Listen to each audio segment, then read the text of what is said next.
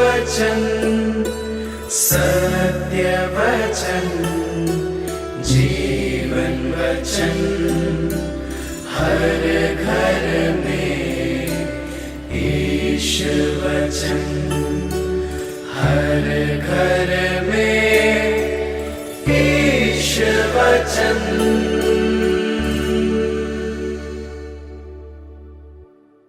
संत मत्ती के अनुसार पवित्र सुसमाचार अध्याय 16 पद संख्याएं 13 से लेकर 23 तक। ईसा ने कैसरिया फिलिपी प्रदेश पहुंचकर अपने शिष्यों से पूछा, मानव पुत्र कौन है? इस विषय में लोग क्या कहते हैं? उन्होंने उत्तर दिया, कुछ लोग कहते हैं यूहन्ना बपतिस्ता, कुछ कहते हैं एलियस और कुछ लोग कहते हैं यिर्मयाह अथवा नबियों में से कोई। इस पर ईसा ने कहा, और तुम क्या कहते हो कि मैं कौन हूँ?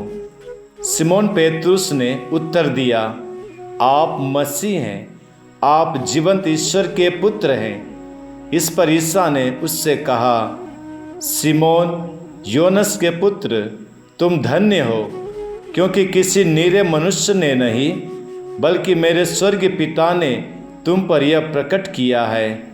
मैं तुमसे कहता हूँ कि तुम पेतरुस अर्थात चट्टान हो, और इस चट्टान पर मैं अपनी कलीसिया बनाऊंगा, और अधोलोक के फाटक इसके सामने टिक नहीं पाएंगे। मैं तुम्हें स्वर्गराज की कुंजियाँ प्रदान करूंगा। तुम पृथ्वी पर जिसका निषेध करोगे, स्वर्ग में भी उसका निषेध रहेगा, और पृथ्वी पर जिसकी अनुमति दोगे, स्वर्ग में भी उसकी अनुमति रहेगी।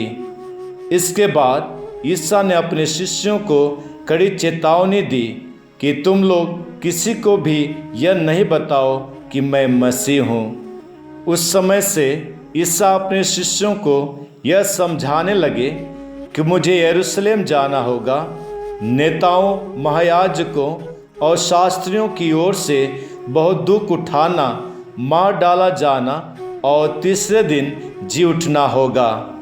पेतरुस ईसा को अलग ले गया और उन्हें यह कहते हुए फटकारने लगा, ईश्वर ऐसा न करे, प्रभु यह आप पर कभी नहीं बीतेगी।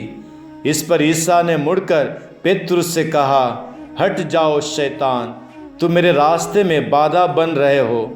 तुम ईश्वर की बातें नहीं बल्कि मनुष्यों की बातें सोचते हो। प्रभु का सुसमाचार। प्रिय भाइयों एवं बहनों, आज हम सब अपने आप से प्रश्न पूछेंगे, प्रभु यीशु कौन है? प्रभु यीशु को मानने वालों की संख्या क्यों बढ़ती जाती है? उनके नाम से शैतानी शक्तियाँ, हर एक रोग दूर कैसे हो जाता है? आखिर उनमें कौन सी ऐसी शक्ति है जो हर एक जन, हर एक मन एवं हर एक हृदय को प्रभावित व आकर्षित कर लेती है?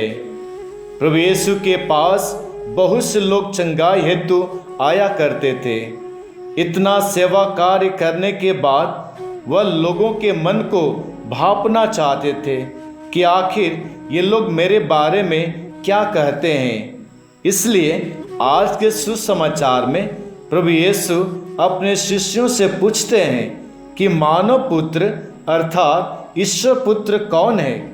उसके विषय में लोग क्या कहते हैं? और शिष्य इस प्रश्न के प्रति उत्तर में कहते हैं, लोग आपको यूहन्ना बपतिस्ता, एलियस, यिर्मयाह एवं नबी कहते हैं।